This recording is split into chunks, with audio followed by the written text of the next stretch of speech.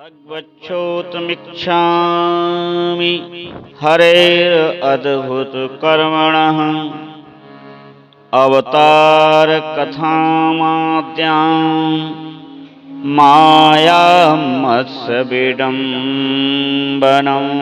राजा परीक्षित ने हाथ जोड़ करके पूज्यपाद गुरुदेव सुखदेव जी महाराज से पूछा, हे गुरुदेव, भगवान ने मत्स्य अवतार क्यों धारण किया? मैं पूर्ण अवतार को श्रवण करना चाहता हूँ, मेरी बड़ी इच्छा है। पर हे भगवान, भगवान ने मत्स्य रूप ही क्यों धारण किया? यदर्थम मदधात रूपम मास्यम लोक जुगुप्सितम। मत्स्य योनि तो लोक निंदित है और वह स्वतंत्र भी नहीं है, परतंत्र है। सुखदेव जी कहते हैं, परीक्षित, यों तो भगवान सबके एकमात्र प्रभु हैं, फिर भी वे गौ ब्राह्मण देवता साधु वेद धर्म अर्थ पृथ्वी और धरती के बीजों की रक्षा के लिए सदैव शरीर धारण किया करते हैं। वे सर्वशक्तिमान प्रभु वायु की तरह सदैव ऊंचे नीचे छोटे बड़े सभी प्राणियों में अंतर्यामी रूप से लीला करते ही रहते हैं। एक बार की बात है, जब ब्रह्मा जी के सोने का समय हो गया तब उन्हें नींद आने लगी और उस समय उनके मुख से वेद निकल पड़े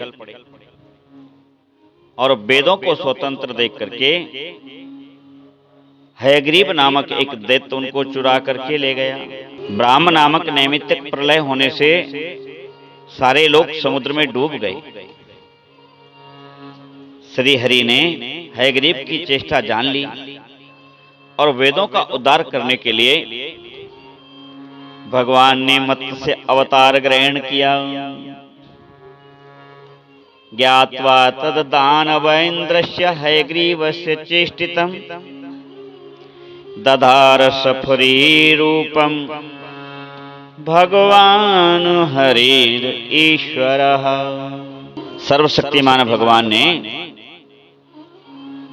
दानवराज हयग्रीव की यह चेष्टा जान ली और उसे मुक्ति देने के लिए ही भगवान ने मत्स्य अवतार ग्रहण किया। बोलिए मत्स्य अवतार भगवान की जय। तब तो सुखदेव जी महाराज से राजा परीक्षित दोनों हाथ जोड़ करके कहने लगे, प्रभु, उस सुंदर कथा का आप मुझे तनिक विस्तार से वर्णन करेंगे तो बड़ी कृपा होगी। तब पूज्यपाद सुखदेव जी महाराज कहने लगे, एकदा कृतमालयां कुर्वतो जलतर्पणम्। एक बार की बात है, श्राद्ध देव नामक मनु कृतमाला नामक नदी में जल से तर्पण कर रहे थे और उसी समय उनकी अंजलि में तस्यांजलदुयद के उसी समय उनकी अंजलि में उस जल में जल की अंजलि में एक छोटी सी मछली आ गई। सत्यव्रतो अंजलि गतां सैतोयेन भारत उत ससर्ज नदी तो ये सप्रेम द्रवणेश्वर। राजा ने स्वाभाविक रूप से जल जीव को जल में अंजलि में आते देख करके उसे मुक्त कर दिया, पुनः जल में छोड़ दिया। तब उस मछली ने बड़ी करुणा के साथ परम दयालु राजा सत्यव्रत से कहा कि हे राजन, आप बड़े दीन दयालु हैं। आप जानते ही हैं कि जल में रहने वाले जंतु अपनी जाति के जीव को भी खा डालते हैं। तमाहम सत्य करुणा महाकारुणिकम नृप। आप बड़े करुणिक, आप दयालु स्वभाव के हैं। यादव्यो घाति घातिभ्यो दीनां मां दीनवत्सला कथम विसृजे राजन भीतम मास्मिन् सरज्जले। आप मुझे इस प्रकार ना छोड़ें, मैं आपकी शरण हूं, अर्थात मेरी रक्षा करें। राजा को उस जीव पर कीट पर दया आ गई। अब राजा सत्यव्रत को इस बात का पता ना था कि स्वयं भगवान मुझ पर प्रसन्न होकर मछली के रूप में पधारे हैं। राजा सत्यव्रत ने उस मछली को अत्यंत दीनता से भरी बात सुन करके दया परवश अपने कमंडलू में रख लिया और अपने आश्रम में ले आए।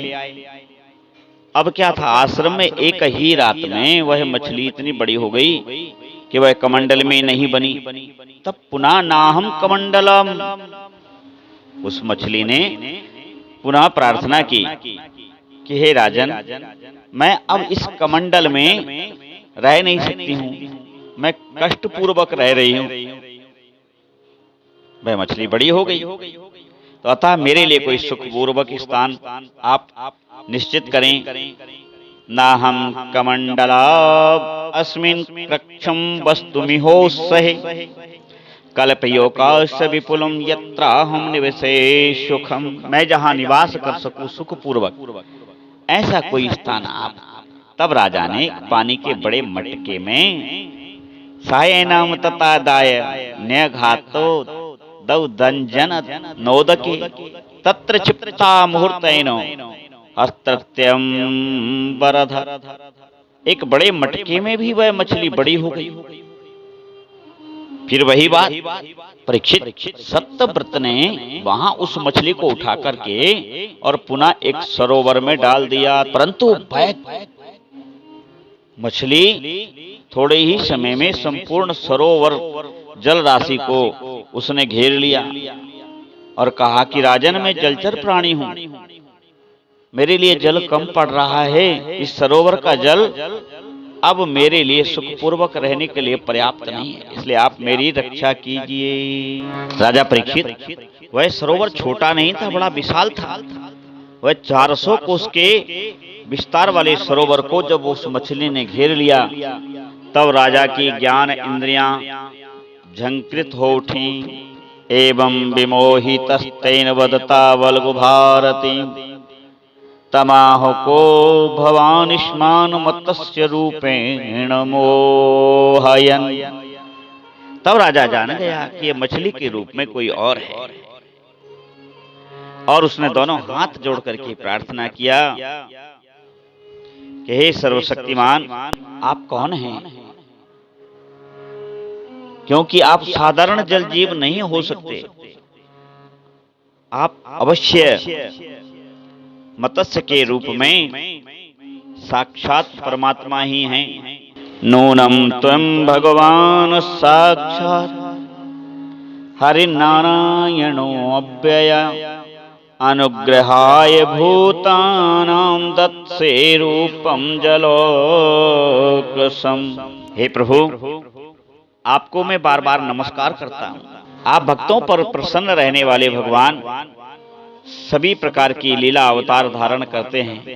ईश्वर आप मत्स्य रूप में अपनी लीला प्रकट कर रहे हैं। आप मुझे दर्शन दें। अनात्म पदार्थों में अपनेपन का अभिमान करने वाले संसारी पुरुषों का आश्रय व्यर्थ होता है। इस प्रकार आपके चरणों की शरण तो व्यर्थ हो ही नहीं सकती, क्योंकि आप सबके अहेतु प्रेमी परम प्रियतम और परमात्मा आत्मा हैं। आपने मुझे दर्शन दिया, यह बड़ा ही अद्भुत है और ये मेरा सौभाग्य है। सुखदेव जी कहते हैं, अपने अनन्य प्रेमी राजा सत्यव्रत को इस प्रकार विनम्र और विनीत देख करके जगतपति मत्स्य भगवान अपने प्यारे भक्त राजसी सत्यव्रत की इस प्रार्थना से प्रसन्न होकर के कहने लगे, सत्यव्रत, आज से 7वें दिन भूरलोक आदि तीनों लोक प्रलय की समुद्र में डूब जाएंगे। उस समय तीनों लोग प्रलय काल की जलराशि में डूबने लगेंगे। तब तुम मेरी प्रेरणा से तुम्हारे पास एक बहुत बड़ी नौका आवेगी। उस समय तुम समस्त प्राणियों के सूक्ष्म शरीरों को लेकर सप्तऋषियों के साथ धरती के समस्त उन बीजों को लेकर नौका पर चढ़ जाना। उस समय जब एकमात्र महासागर लहराता होगा और प्रकाश नहीं होगा, केवल सप्तऋषियों की दिव्य ज्योति के सहारे से ही तुम नाव पर चढ़ पाओगे। और उस समय प्रचंड आंधी होगी, नाव डगमगाने लगेगी तब मैं इसी रूप में वहां आ जाऊंगा और तुम लोग वासुकी नाग के द्वारा उस नाव को मेरे सींग में बांध देना, तब मैं तुम्हारी रक्षा करूंगा। ऐसा कहकर भगवान अंतर्ध्यान हो गए।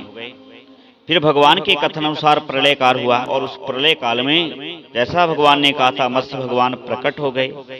उनका संपूर्ण शरीर सोने के समान दीप्यमान था और शरीर का विस्तार 4 लाख कोस का था। शरीर में एक बड़ा भारी सींग भी था। वह नाव वासुकी नाग के बंधन से भगवान के सींग में बांध दी गई। सत्यव्रत जी भगवान की स्तुति करते हैं और भगवान ने प्रसन्न होकर उन्हें अपने संपूर्ण परम रहस्य और ब्रह्म तत्व का उस समय उपदेश किया। यह मत्स्य पुराण में भी वर्णन है। फिर ब्रह्मा की नींद टूटने पर भगवान ने हयग्रीव को मारकर और उससे वह वेद मुक्त करा करके ब्रह्मा जी को सौंप दिए। राम जय राम।